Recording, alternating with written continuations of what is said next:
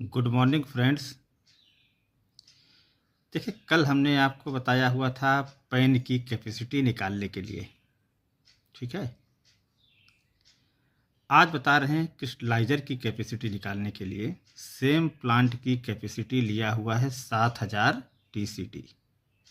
ठीक है, ये कल वाले से ही रिलेटेड है। यदि कल वाला वीडियो आपने नहीं देखा है तो उसको देख लीजिएगा, उसके बाद इसको देखिएगा, ज़्यादा समझ में आएगा। तो बहुत इजी है, कोई ज़्यादा कैलकुलेशन ज़्यादा नहीं है इसमें भी। क्योंकि कहा गया कि क्रिस्टलाइजर हुआ, जूस हीटर का हुआ, सब हर एक चीज़ बताइए, तो एक एक करके धीरे धीरे करके सब कवर कर रहे हैं फ़िलहाल। तो आज जो है क्रिस्टलाइजर की कैपेसिटी निकालने के लिए हमने 7000 TCD का प्लांट किया है। It is also depend on the musket quantity. ठीक है, जैसे वो था सेम इसका भी मस्किट कर भी डिपेंड करता है। केवल इसमें एक चीज़ जो एक्स्ट्रा है, जितनी आपकी मैस्किट की क्वांटिटी आएगी, जो हमारे पेन का आया हुआ था, उस क्वांटिटी से 10% एक्स्ट्रा मैस्किट लेते हैं। ठीक, पेन मैस्किट का। ठीक है, अब जैसे ए के लिए था 24% था ना, 24% प्लस 10% एक्स्ट्रा, तो 7000 का सबसे पहले 24% निकाल दीजिए। उसमें 10% और एक्स्ट्रा जब जोड़ेंगे तो कितना आ जाएगा, 1680 टन। 24% आया और 1680 का 10% और ऐड करके 1848 टन ए के लिए आ गया। अब आते हैं बी पर। बी पर था 11%, तो 11% पहले निकालिए, उसके बाद में जो भी क्वांटिटी आएगी 10% एक्स्ट्रा करेंगे। तो 7000 का 11% निकालेंगे तो 670 टन पर डे, नहीं 770 ton per day. 770 ton per day का 10% और एक्स्ट्रा निकालेंगे तो 847 टन पर डे। ठीक है, ये बी मैस्किट का आ गया क्वांटिटी। अब आते हैं सी मैस्किट पर। देखिए 9% था प्लस 10% एक्स्ट्रा, तो 7000 का 9% कितना हुआ, 630 टन पर डे। और 630 टन का 10% एक्स्ट्रा निकालेंगे तो 63 आएगा। 63 इसमें 630 में जोड़ेंगे तो 693 टन पर डे। तो यहाँ पर लिख लीजिए क्वांटिटी ऑफ मैस्किट ए, बी और सी। ए का हो गया 1848, बी का हो गया 847 और सी का हो गया 693 टन पर डे। ठीक है, क्लियर हुआ यहाँ तक। अब इसमें देखिए दो चीज़ें हैं, एक चार्ट बना लीजिए मैस्किट, कूलिंग टाइम, पर्जिंग टाइम और total time. A B C लिख दिया। कूलिंग टाइम 4 घंटे, 6 घंटे और 24 घंटे ए बी सी के लिए है, और पर्जिंग टाइम भी 4 घंटे, 6 घंटे और 12 घंटे है। तो यदि कूलिंग और पर्जिंग दोनों को जोड़ेंगे तो ए के लिए टोटल कितना हो गया, 8 घंटा। बी के लिए कितना हो गया, 12 घंटा। और सी के लिए 36 घंटा। 24 12 36।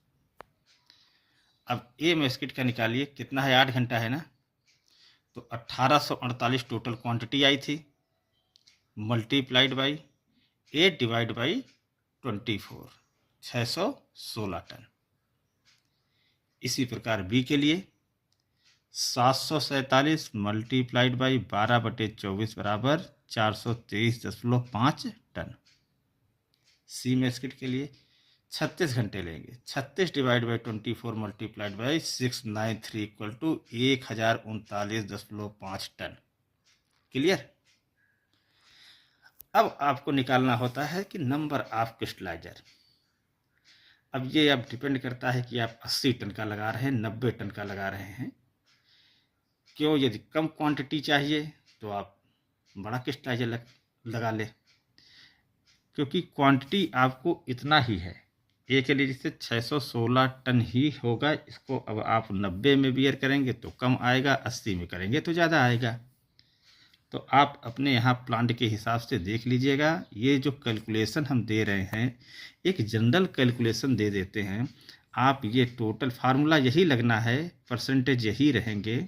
केवल अपने यहाँ की प्लांट के कैपेसिटी निकालिए, उसके हिसाब से कितना क्रिस्टलाइजर कितना पैन लगा हुआ है इसमें रख के देखिए कितने का लगा हुआ है, कितने टन का कैपेसिटी का, उससे आप डिवाइड करेंगे तो number of pan, number of crystalliser वगैरह सब कुछ आ जाते हैं। ठीक है, तो चलिए ए के लिए जैसे आया 616, हम ले रहे हैं 80 टन का, तो बस डिवाइड बाई 80 कर दीजिए, 7.7 नियर अबाउट 8।